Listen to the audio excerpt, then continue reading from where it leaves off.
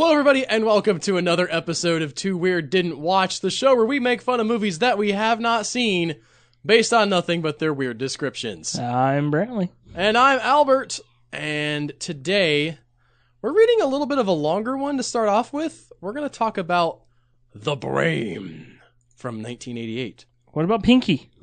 That would be the prequel that came out in 1991. Oh, okay. High school student James has excellent grades and a beautiful girlfriend. Good for him. Yeah. Hate this guy already. Nah. But he is always playing weird practical jokes. See, now I hate him. What kind of weird practical jokes do you think James plays? Like, they're not just practical jokes, they're weird practical jokes. Like, filling somebody's locker with Jell-O. Is he just weird, or is he like a budding psychopath? Is it like animal bits in people's lockers? Oh. Here's a raccoon's head, lol! Dude, you gotta stop. I nailed a cat to your car! Aren't I so quirky? You gotta do something about this guy. Why are you dating him? I don't know, he makes good grades. I like smart guys. He's also got a lot of charisma. This makes his teachers and parents sign a consent form to have him sent off to a revolutionary new TV doctor, Dr. Blake. Okay? Keep going. Belabored side? No, well, I think that this supports our hypothesis that he is in fact like going over the line. Like ruining people's lives. No, yeah, I'm aware of that. It's just, he's going to a not Dr. Phil. Why does that bother you? Because Dr. Phil bothers me. Oh, so we were going to make fun of Dr. Phil, though. What? I assume we're going to make fun of Dr. Phil. Oh, yes, but continue. Dr. Blake often talks about the increase in teen suicides. And sure enough, just near James' house, a fellow student has just stabbed her mother and jumped out a window. Okay, I was about to say that's not suicide, but then you finished the sentence. Where does she... Here's the question, though. Like, does she live in a skyscraper? I mean, most houses don't have windows high up enough to kill yourself by jumping out of them. Maybe it's an apartment building? Maybe, or she just happened to fall directly on her head. You know, I thought it was weird when they had that wrought iron fence involved, but now it makes sense. She wasn't actually trying to commit suicide. She was just now I will escape. Oh, mother, my hubris.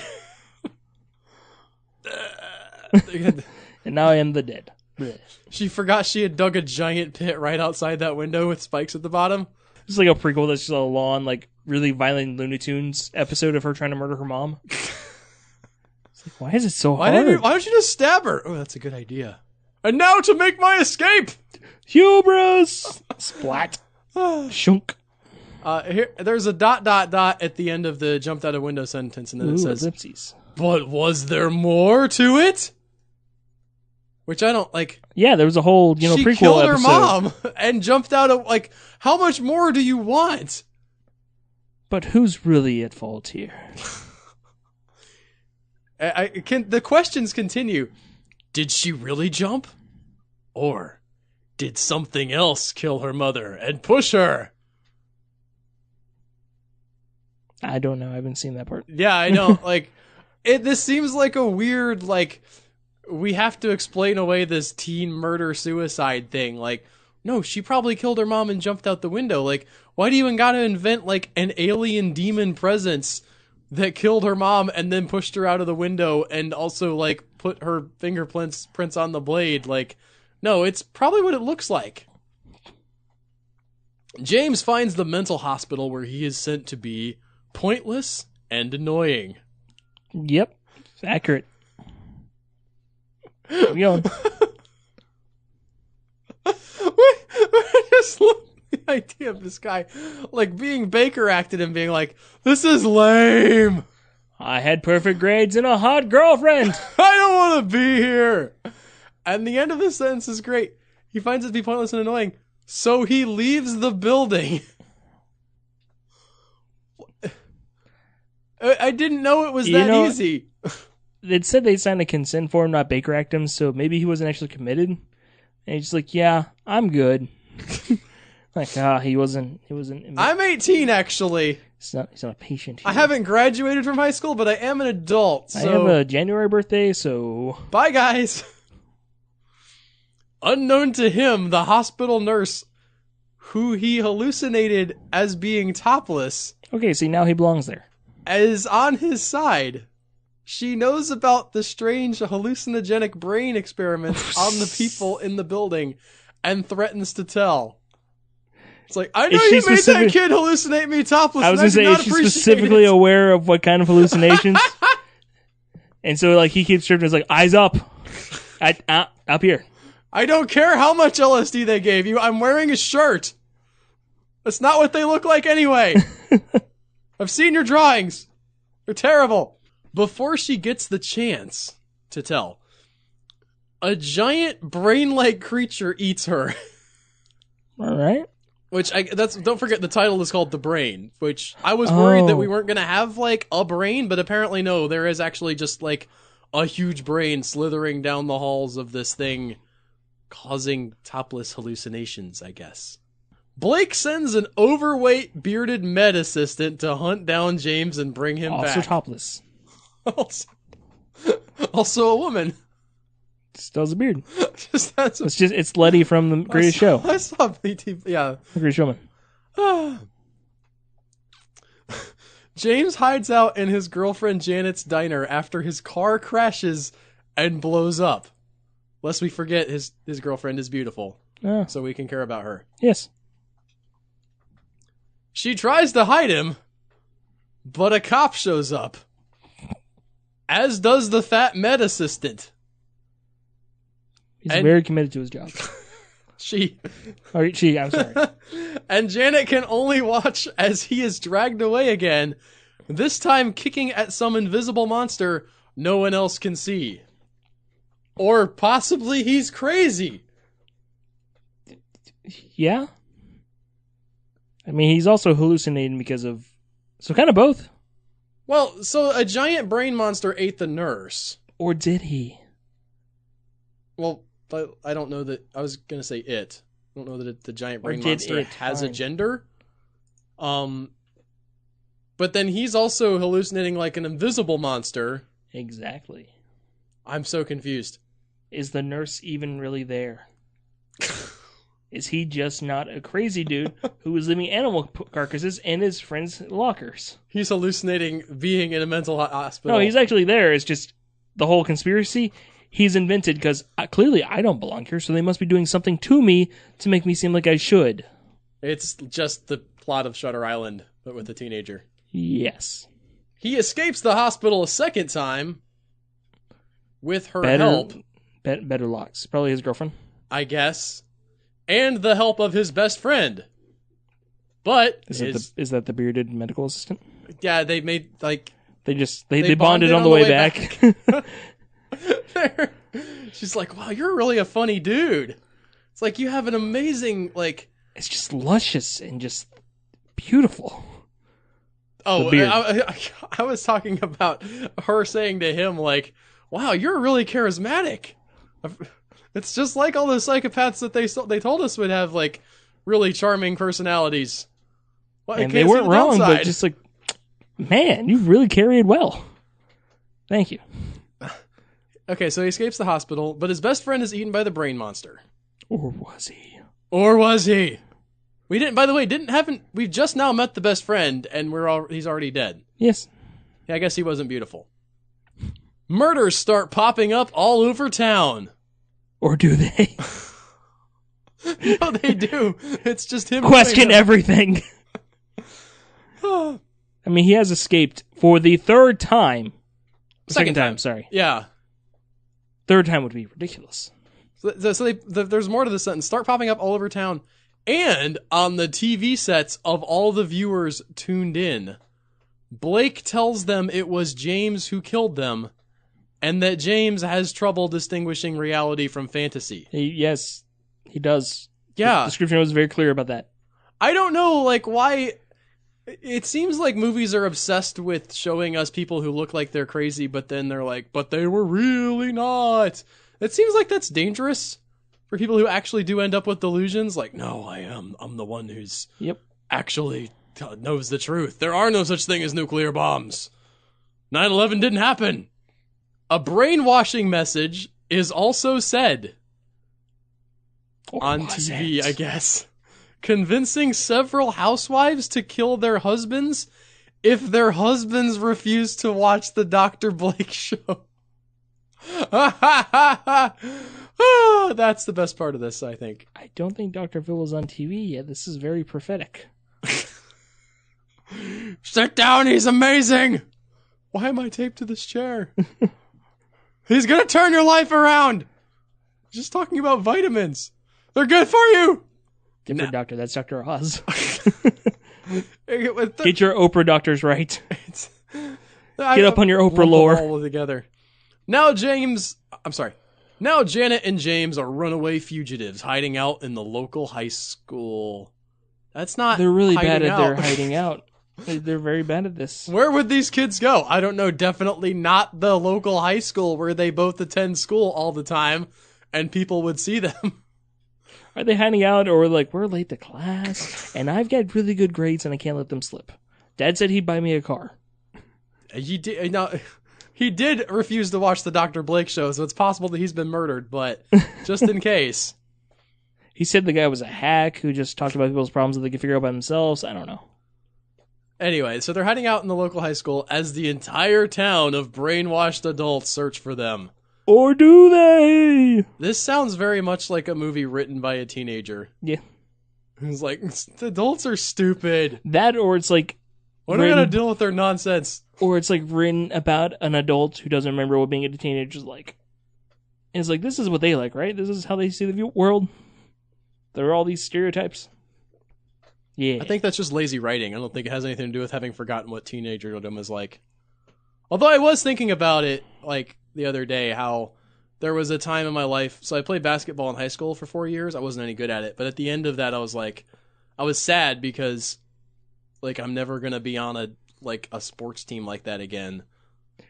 And, like, at this point in my life, I can't connect with that sadness anymore. Mm. I can't get back to the person who was, like, bummed that he was giving all that up because it just doesn't matter to me. It's weird how, like, things change. That's neither here nor there about our episode, though. Next up, we're going to talk about The Dead Pit. Yeah. Have you seen it? No. Oh, okay. You just said it like, oh, yeah. Yeah, those are things. That's just, you get a lot of bodies, you put them in a pit, then you bury it, then you move on with your life. This is a movie from 1989, by the way. All right. Zombies rise up from a terrifying pit beneath a notorious mental asylum to do the bidding of the evil Dr. Ramsey. The crazed doctor who 20 years before was walled up alive in the crazy house after someone discovered his horrific experiments involving formaldehyde and illegal lobotomies. What? So much going on. So the zombies rise up. Right. They're going to do the bidding of the evil Dr. Ramsey. Right. He's the crazed doctor who 20 years ago was walled up alive, cast of Amontillado style, in the asylum. Right.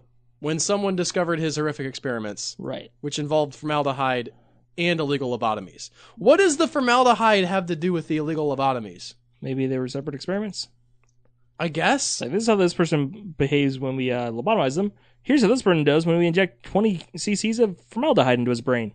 He died. Write that down. Now we need to do a double-blind experiment where I think that I'm shoving my ice pick into this person's nose, but I'm actually not. Okay. Well, here's how you do that. What we're going to do is we're going to blindfold me. And I will perform the lobotomy on one man. Blindfold me with 2 blindfolds. It's double blind, you see. And then in the next room, we will do the same, but next to him will be a watermelon. I won't. And you will not tell me which one is which. And then I'll have to guess which one got lobotomized. Dr. Ramses, I think your drinking games are getting out of hand. I'm a genius! Bring me the pick! Speaking of double-blind studies, something that I've heard about recently that I never thought about. Everybody talks about like sort of the efficacy of double-blind studies in science for studying things, but there's a lot of stuff you can't double-blind. Mm-hmm. Like, for instance, acupuncture. Like, you can't make people think that they're being stuck with needles when they're actually not. Yeah. You could do it wrong. Like, if your whole argument about acupuncture is that it's, like, only working on specific points, and if you do the stuff on the other points, then, like, that's different. You could sort of mess it up that way and make people think that they're having acupuncture, but you can't actually prove that just poking people with needles doesn't cure them of stuff, because you can't double-blind that. Fair enough. There was an XKCD comic that's like, we found the root of the placebo effect. Now we just need a double-blind study to... And the person was like, my head hurts. Yeah, here's a sugar pill. Following each experiment, the doctor would casually toss the dead victims into the pit. What was the zoning commission? Also, he's just like, boop, boop, boop, boop, boop, like a whole body just like, whoop. So here's the top floor, and that's where we're going to have, the main cells. And here's the second floor where we're going to do most of the surgery. Here's the administrative floor. Now, here's the basement for storage. And below this, you have a giant pit of doom labeled literally the dead pit. Yeah, what's the problem with that? Okay, just making sure we're clear on the plans. All right, get to it, Johnny! Crank up the drill. I do like the image of this guy, like, hiring contractors. It says dead pit here on the plans, Mr. Ramsey. Is you sure this is what you want us to build? Doctor, sir. Dr. Ramsey. All right, that's all fine and good, but what next to it says, mwahaha, ha ha.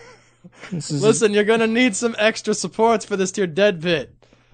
And, like, some drainage. I don't think you understand how the water table is around here. That stuff can build up. This is the best accent I've ever done. Yeah, no, it's great. Commit. I couldn't do it if I tried. While his captor slowly bricks him up, I guess this is a flashback to 20 years ago now, Ramsey swears that he will have revenge.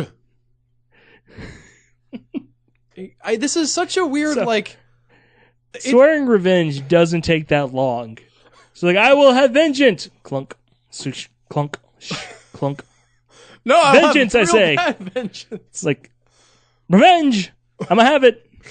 Stop ignoring me.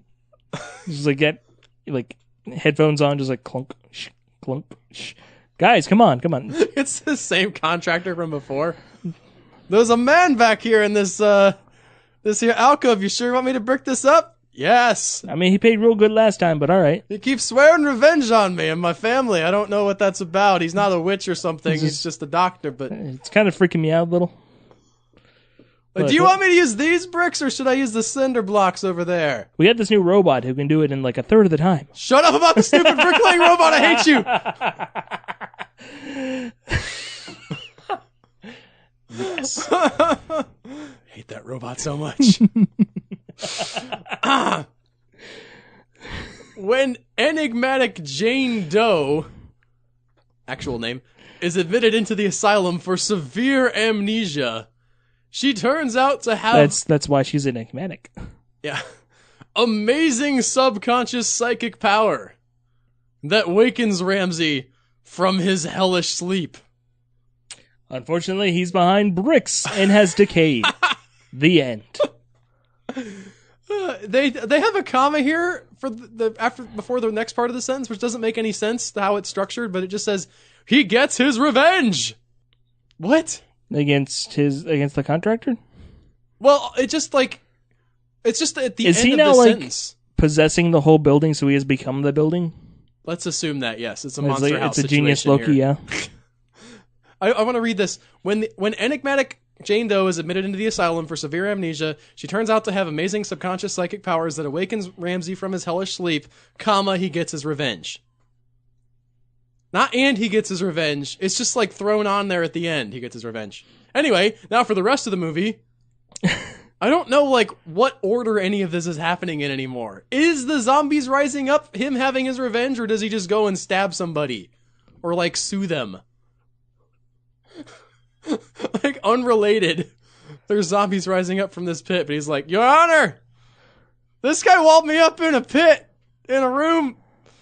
Didn't even use cinder blocks. It wasn't to code, and I want to sue. Oh, the next sentence clears it up, though. Oh, good. Jane and Ramsey seem to be psychically linked. Now, since this is 20 years later, I'm gonna throw out a guess here and say she's his daughter. That's why she has amnesia. And he draws his power from her as he begins to resurrect his former victims. Is he a... They're in a pit. Yeah, also, is he a doctor or like a voodoo man? When was this movie made? Oh, I just had it here a second ago. 89? Psychology was kind of different back then. He sends his small zombie army, which I love the idea. Zombie army? Well, no, his small zombie army. I'm just imagining there's like 8 of them. Like, oh, brains. Like, yeah, they're probably going to get wiped out, but whatever. Also, they're in a pit. Go forth, my army of vengeance. And just like scratching at the walls. Let me get you a letter. Didn't think this through. Well, I mean, it's just why didn't I have a morgue? Well, they would have been buried after 20 years. At least if they're in the pit, they can climb out. That's true. He then sends his small zombie army out into the hospital to find new recruits. At the cemetery? Have you heard the good word of Dr. Ramsey? Have a motivational pamphlet.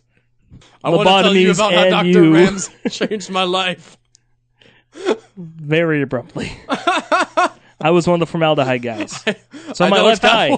That's why my eyes beautifully preserved. Rest of me, not so much. It's also how I can talk. Unlike James here, who was lobotomized, he's just like a skeleton, just like waving his arms. Yep, James, no words. Great listener, though. Or he would be if he had ears. Now, only Jane, the doctor who originally killed Ramsey. No, she didn't. She walled him up. Starvation killed him. She signed the paperwork. Okay. She set it in motion. She was one of the rare female bricklayers. And then she got her doctorate. It was just for the summer. She was an apprentice.